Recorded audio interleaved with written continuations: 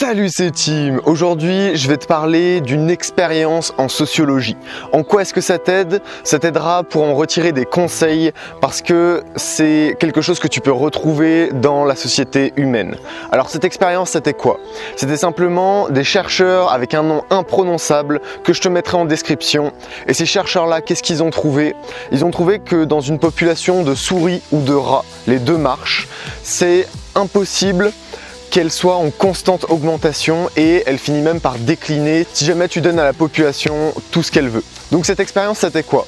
Les chercheurs ont mis quelques souris dans un endroit qui était réservé aux souris. Le but de cet endroit, c'était de fournir trois choses en quantité illimitée. C'était des abris en quantité illimitée, c'est-à-dire qu'il y en avait pour tout le monde, de la nourriture et de l'eau en quantité illimitée et de quoi se reproduire en quantité illimitée, c'est-à-dire la présence des autres également en quantité illimitée. Cette expérience, elle a trois phases. Une phase là où au début ils explorent et ils font leur territoire entre guillemets. Une phase là où après ils se reproduisent, la population de souris double. Et un dernier temps, et c'est celui qui va nous intéresser, c'est le temps là où toutes les souris meurent. Pourquoi est-ce que toutes les souris meurent? Parce que au bout de la deuxième phase, ceux qui sont nés, les bébés souris qui sont nés ou les bébés rats qui sont nés après la deuxième phase, ils ont tous des problèmes entre guillemets puisqu'ils n'ont pas d'adversité. Et c'est justement ce qui va nous intéresser. Ils n'ont pas d'objectif. Il y a tout qui est gratuit entre guillemets et il y a tout qui est à volonté. Donc qu'est-ce que ça fait? Ça fait qu'il y a deux types de souris. Il y a soit les souris qui restent dans leur coin et qui sont antisociales mais qui sont complètement stupides et qui passent leur temps à faire leur toilette, manger et dormir. Et il y a d'autres souris qui restent en groupe mais qui deviennent agressives. Et ça, c'est les deux comportements que tu retrouveras majoritairement au bout d'une certaine génération avec bouffe infinie, nourriture infinie, abri infini. Et donc tu peux penser que, ok, en quoi ça me concerne? Eh bien c'est simple, regarde les problèmes que l'humanité en général avait il y a 200 ans. L'humanité il y a 200 ans, elle avait quoi comme problème? Elle avait des problèmes de guerre, ok. Elle avait des problèmes pour se nourrir, ok. Et elle avait le problème de la mort. Maintenant, qu'est-ce qu'on a comme problème de nos jours? La mort maintenant, c'est juste un problème technique. On sait que si tu as ce virus-là, eh bien il faut ce traitement-là et c'est juste un problème technique que tu l'aies eu.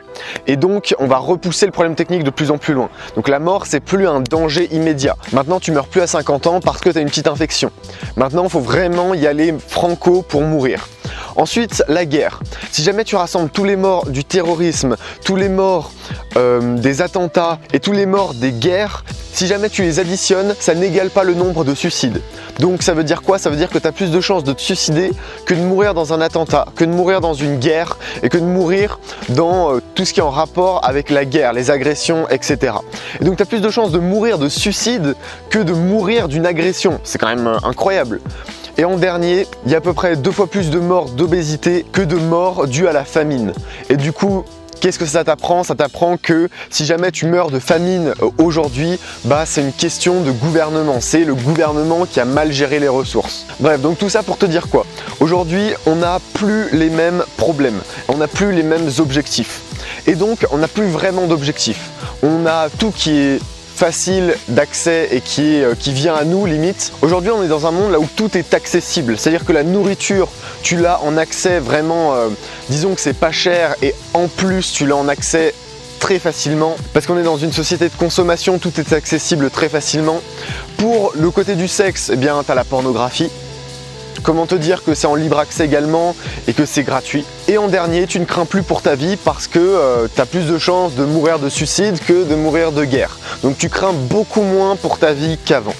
Et donc on se retrouve dans le même stade que les souris, on se retrouve avec des gens qui sont agressifs sans raison et des gens qui restent chez eux confinés et qui passent leur temps à se préparer, à faire leur toilette, à dormir et à manger. En clair c'est ça, je caricature bien sûr, mais comprends bien que l'adversité elle est faite pour te faire vivre. Comprends bien que si jamais tu étais fait pour être heureux, tu serais actuellement pas vivant.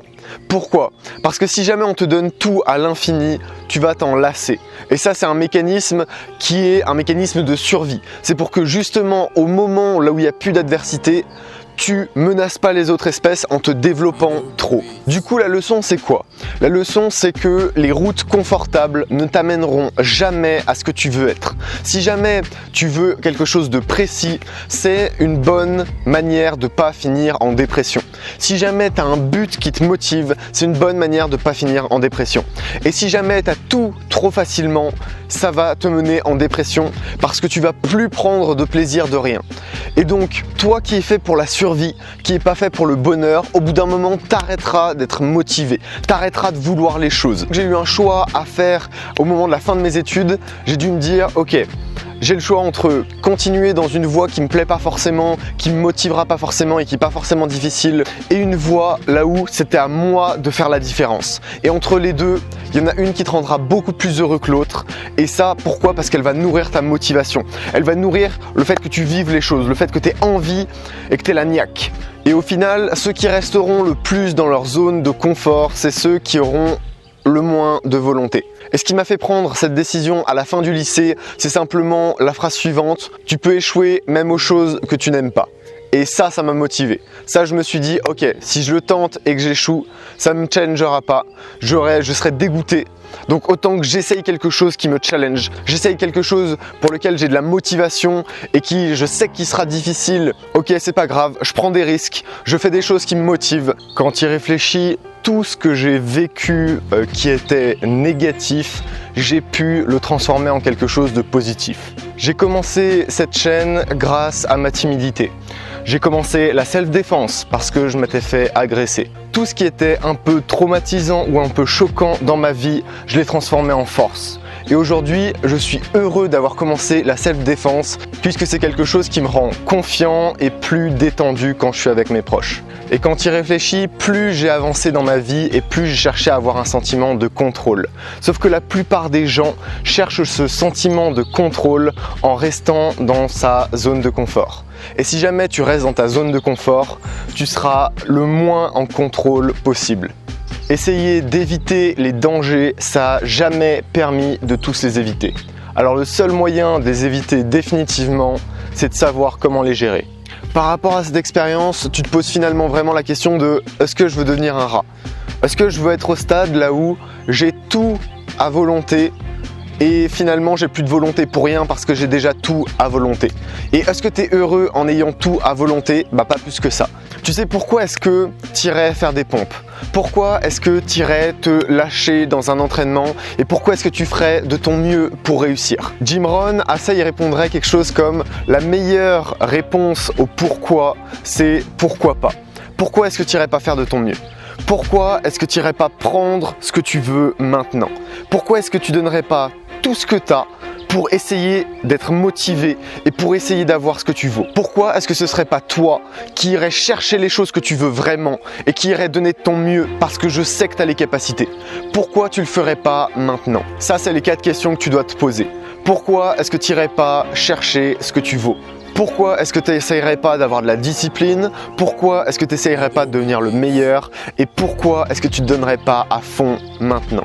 Et peut-être que la raison pour laquelle tu n'es pas motivé aujourd'hui, la raison pour laquelle tu n'étais pas motivé hier non plus, et la raison pour laquelle tu n'étais pas motivé le mois dernier, c'est peut-être parce que tu vis ta vie comme un rat. Tu vis ta vie avec tout à volonté et tu ne te challenges pour rien. Et si jamais tu ne te challenges pour rien, tu ne pourras pas être motivé à quoi que ce soit. Tu sais, tu as 2 sortes de motivation.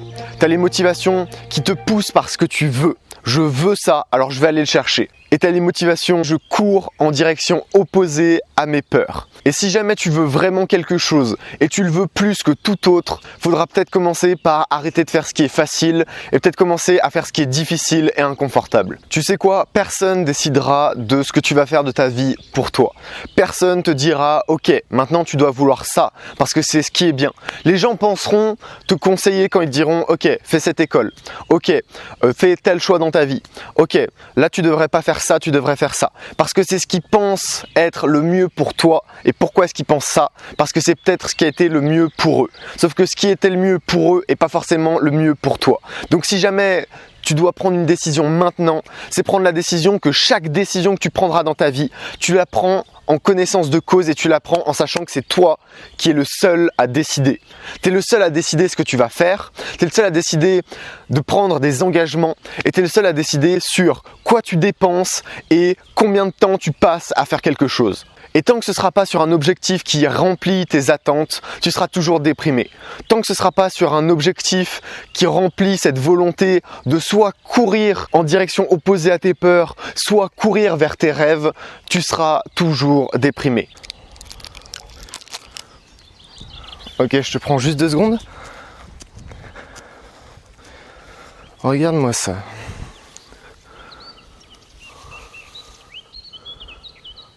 Ah, ça c'est un client pour notre vidéo, mais il est en train de partir.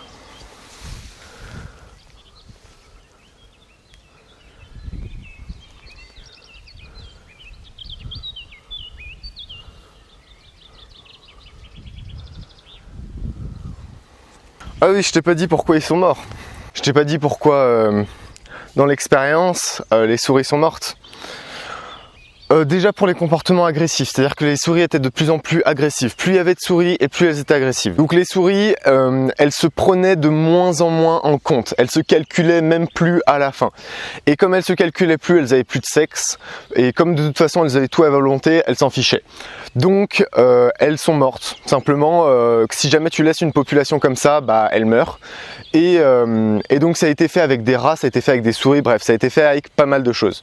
J'espère que ces conseils t'auront aidé. En attendant, je te souhaite une bonne soirée et profite bien de mes conseils.